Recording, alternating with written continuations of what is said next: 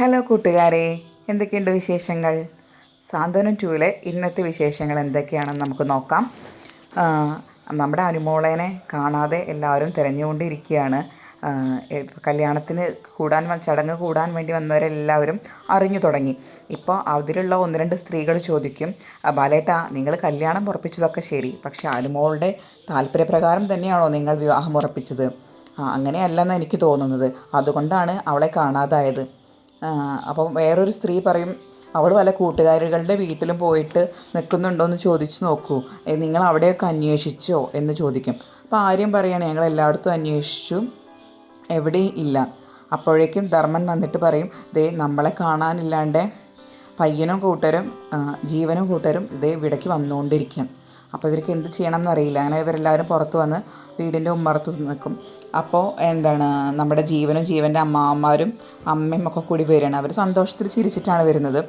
എന്നിട്ട് അതിൽ അമ്മാവൻ ചോദിക്കും, അല്ല ബാല, രാഹുകാലം കഴിഞ്ഞിട്ട് നിങ്ങളെ എന്താ മണ്ഡപത്തിലോട്ട് കാണാത്തത്? നിങ്ങളെ കാണാത്ത കാരണമാണ് ഞങ്ങളിതാ നിങ്ങളെ അന്വേഷിച്ച് വന്നിട്ടുള്ളത്. അപ്പോൾ ബാലനൊന്നും മിണ്ടുന്നില്ല. അല്ല, പെൺകുട്ടി എവിടെ? പെൺകുട്ടീനെയും കാണുന്നില്ലല്ലോ, പെൺകുട്ടി എവിടെ? അപ്പോൾ എല്ലാവരും പറയും, അവൾ ബ്യൂട്ടി പാർലറിൽ പോയിക്കുകയാണ്. ബ്യൂട്ടി പാർലറിൽ പോയിട്ട് അവിടേക്ക് എത്തും എന്നല്ലേ പറഞ്ഞത്? എന്നിട്ട് എന്താ അവിടെയും കണ്ടില്ല, ഇവിടെ എന്ത് ചെയ്യുക, അവളെവിടെ എന്ന് ചോദിക്കും. അപ്പോൾ ദേവി പറയും, അവൾ ബ്യൂട്ടി പാർലറിൽ പോകാൻ കുറച്ച് വൈകിപ്പോയി. അപ്പോൾ വൈകിപ്പോയിട്ട് അതിനിടയ്ക്ക് ഇങ്ങോട്ട് വന്ന് അനുഗ്രഹം വാങ്ങിച്ചിട്ട് പിന്നെ മണ്ഡപത്തിലോട്ട് വരാമെന്നാണ് വിചാരിച്ചത്. പക്ഷെ വിചാരിക്കുന്നതിനേക്കാളൊക്കെ വൈകി, അതുകൊണ്ട് അവൾ നേരിട്ട് അങ്ങോട്ട് വരും എന്നാണ് പറഞ്ഞത്. നമ്മൾ അതാണ് ഇവിടെ കാത്തു നിൽക്കുന്നത് എന്നൊക്കെ പറയും. അപ്പോൾ ജീവൻ ചോദിക്കും, അല്ല അച്ഛാ, അനു ഇവിടെ ഉണ്ടോ? അപ്പോൾ ഇല്ല, അനു ഇവിടെ ഇല്ല എന്നുള്ള രീതിയിലാണ് ബാലൻ നിൽക്കുന്നത്. അപ്പോൾ അവിടെയുള്ള രണ്ട് സ്ത്രീകൾ, നേരത്തെ സംസാരിച്ച രണ്ട് സ്ത്രീകൾ പറയും, അനുവിനെ ഇന്ന് രാവിലെ മുതൽ കാണുന്നില്ല, അതാണ് ഇവിടുത്തെ യഥാർത്ഥ പ്രശ്നം. അപ്പോൾ ജീവൻ ചോദിക്കും, അല്ല അച്ഛാ, ഇതിങ്ങനൊരു സംഗതി ഉണ്ടെങ്കിൽ എന്നോട് ആദ്യം പറയണ്ടേ, എന്നാൽ ഈ വരവൊന്നും ഒഴിവാക്കാമായിരുന്നല്ലോ, എന്ത് പറ്റി അനുവിന് എന്ന് ചോദിക്കും. അപ്പോൾ ഇന്ന് രാവിലെ മുതൽ അവളെ കാണുന്നില്ല, ഞങ്ങൾ മുഴുവൻ ഇവിടെ അന്വേഷിച്ചു കൊണ്ടിരിക്കുകയാണ്, എവിടെയൊന്നും ഒരു വിവരം കിട്ടിയിട്ടില്ല എന്ന് പറയും.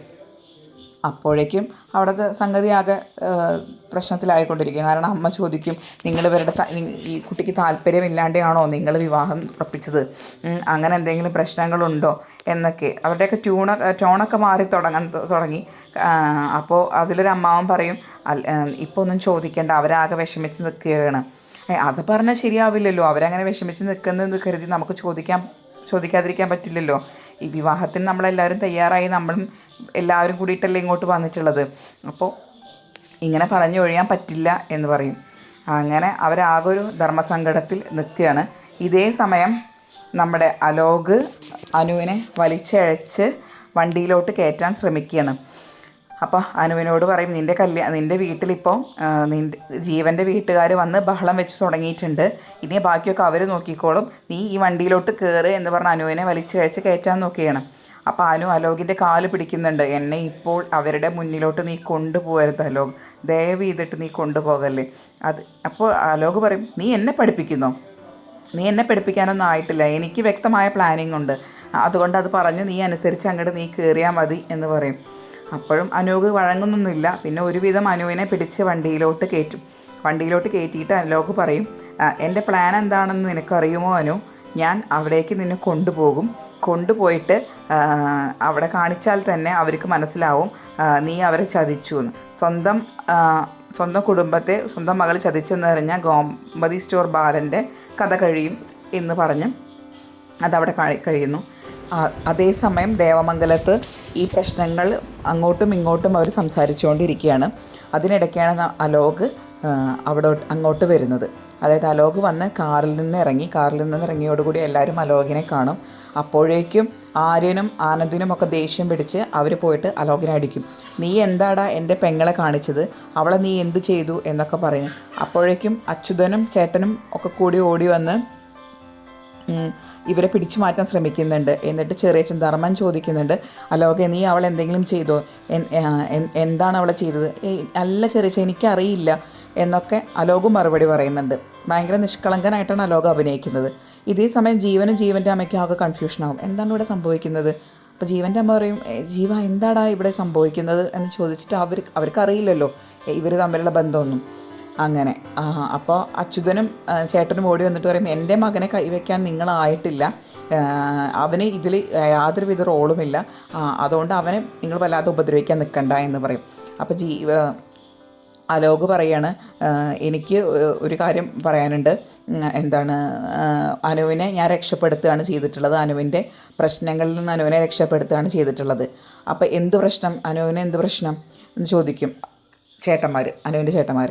അപ്പോൾ പറയും, അവൾക്ക് ഈ വിവാഹത്തിന് താല്പര്യം ഉണ്ടായിരുന്നില്ല, ഈ വിവാഹത്തിന് താല്പര്യമില്ലാത്തത് കാരണം അവൾ എന്നെ ഇന്നലെ വിളിച്ചു, ഞാനല്ല അവളെ അങ്ങോട്ട് വിളിച്ചത്, അവൾ എന്നെ ഇങ്ങോട്ട് വിളിച്ചിട്ട് പറഞ്ഞു എനിക്ക് നീ ഇല്ലാണ്ട് ജീവിക്കാൻ പറ്റില്ല, അതുകൊണ്ട് എന്നെ കൊണ്ടുപോകണം എന്ന് അവൾ പറഞ്ഞു. എന്നിട്ട് അവൾ എന്നെ കാണാൻ വന്നു, അവൾ എന്നെ ഭ്രാന്ത് പിടിപ്പിച്ചു, എന്നെ ശല്യം ചെയ്ത് ഭ്രാന്ത് പിടിപ്പിച്ചു, അവൾക്ക് ഞാനില്ലാണ്ട് പറ്റില്ല എന്നാണ് പറയുന്നത്. ഞാൻ ഒരുപാട് തവണ അവളെ പറഞ്ഞ് മനസ്സിലാക്കാൻ ശ്രമിച്ചു നോക്കി, അതായത് നിൻ്റെ അച്ഛനും നിൻ്റെ വീട്ടുകാരും നിനക്ക് കണ്ടെത്തിയ വരനെ നീ വിവാഹം കഴിച്ച് സന്തോഷമായി ജീവിക്കുക എന്ന് ഞാൻ ഒരുപാട് തവണ പറഞ്ഞു, പക്ഷേ അവൾ അതിന് തയ്യാറായിരുന്നില്ല എന്ന് പറയും. അത് കേട്ടോടുകൂടി ഗോമതിക്ക് ആകെ ദേഷ്യം വരും. ഗോമതി വന്നിട്ട് പറയും, അലോകെ നീ കള്ളം പറയരുത്, എൻ്റെ മോൾക്ക് അങ്ങനെ ഒരു താല്പര്യമില്ല, നീ എന്തിനാണ് ഈ കള്ളം പറയുന്നത് എന്ന് പറയും. അപ്പോൾ അലോകിൻ്റെ അച്ഛനും വലിയച്ഛനും വന്ന് പറയും, അങ്ങനെയൊന്നും നീ പറയണ്ട, നിൻ്റെ മോളല്ലേ, അപ്പോൾ നിൻ്റെ സ്വഭാവം തന്നെ കാണിക്കും.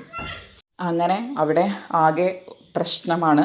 എല്ലാവരും അങ്ങോട്ടും ഇങ്ങോട്ടും പോര് വിളിച്ചും പരസ്പരം ചീത്ത പറഞ്ഞും ഒക്കെ സമയം ഇങ്ങനെ കടന്നു പോവുകയാണ്. അപ്പോൾ ഈ സമയത്ത് നമ്മുടെ ജീവൻ്റെ അമ്മ പറയും, നല്ലൊരു പെൺകുട്ടി, ഈ പെൺകുട്ടിയെയാണോ ഞാൻ എൻ്റെ മകന് വേണ്ടി ആലോചിച്ചത്, ഇവളെയാണോ ഞാൻ വിളക്ക് കൊടുത്ത് എൻ്റെ വീട്ടിലോട്ട് സ്വീകരിക്കാൻ തയ്യാറായത്, എന്ത് കുടുംബമാണിത് എന്ന് പറഞ്ഞ് ജീവൻ്റെ അമ്മ ദേഷ്യപ്പെടുകയാണ്. അപ്പോൾ ഇതൊക്കെ കേട്ടിട്ട് കൺട്രോൾ പോയിട്ട് നിൽക്കുകയാണ് ഗോമതി. അങ്ങനെ ഗോമതി അലോകിൻ്റെ അടുത്ത് പോയിട്ട് ചോദിക്കും, അലോകെ സത്യം പറയാം, എൻ്റെ മോൾക്ക് എന്താ പറ്റിയത്, നീ എന്താണ് അവളെ ചെയ്തത് എന്ന് പറയും. അപ്പോൾ അലോക് പറയും, ഞാനൊന്നും ചെയ്തിട്ടില്ല അപ്പച്ചി, ഞാൻ പറഞ്ഞാലും അപ്പച്ചി വിശ്വസിക്കില്ല എന്ന് എനിക്കറിയാം, പക്ഷെ സത്യം ഇതാണ്, അവൾ ഇന്നലെ എന്നെ വിളിക്കുകയും ഞാനില്ലാണ്ട് അവൾക്ക് ജീവിക്കാൻ പറ്റില്ലെന്നും പറഞ്ഞ് അങ്ങനെയാണ് ഉണ്ടായത് എന്ന് പറഞ്ഞ് ഇന്നത്തെ എപ്പിസോഡ് ഇവിടെ അവസാനിക്കുകയാണ്. നിങ്ങൾ ഈ ചാനൽ സബ്സ്ക്രൈബ് ചെയ്തിട്ടില്ലെങ്കിൽ ആദ്യം സബ്സ്ക്രൈബ് ചെയ്യുക, പിന്നെ ലൈക്ക് ചെയ്യുക. Thank you.